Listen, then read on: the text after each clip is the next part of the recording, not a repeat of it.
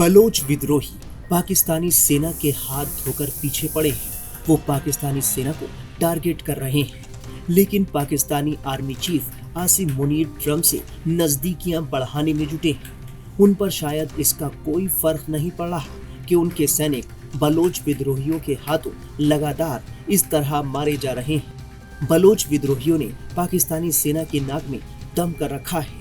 बलूचिस्तान सूबे में ये बलोच विद्रोही इतने ताकतवर हैं कि पाकिस्तानी सेना की एक नहीं चल पा रही है। हाल में ही विद्रोही समूह बलूच लिबरेशन आर्मी यानी BLA ने बलूचिस्तान के कई जिलों में हुए 8 हमलों की जिम्मेदारी ली है। इन हमलों में पाकिस्तानी सेना के कम से कम 8 सैनिकों की मौत हुई है और दर्जनों वाहनों को नुकसान हुआ है।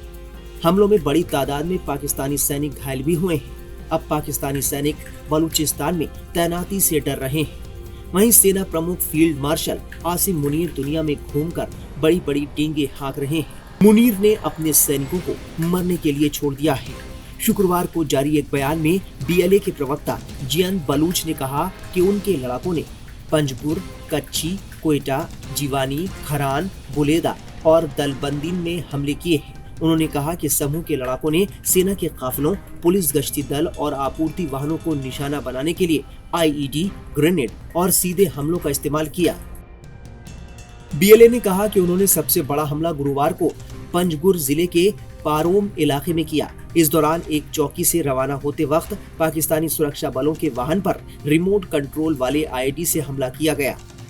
इस हमले में पाकिस्तानी सेना के 6 जवान मार दिए गए, जबकि कई वाहन पूरी तरह से नष्ट हो गए। हमले में दर्जनों सैनिकों के घायल होने की भी खबर है।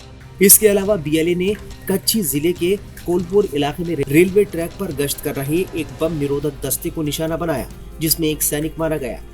कोयटा के मियां घुंडी इलाके में किए गए हमले में BLA ने कहा कि उसके लड़ाकों ने गश्त पर तैनात पुलिसकर्मियों को कुछ देर के लिए हिरासत में लिया और 3 राइफलें जब्त करने के बाद उन्हें छोड़ दिया।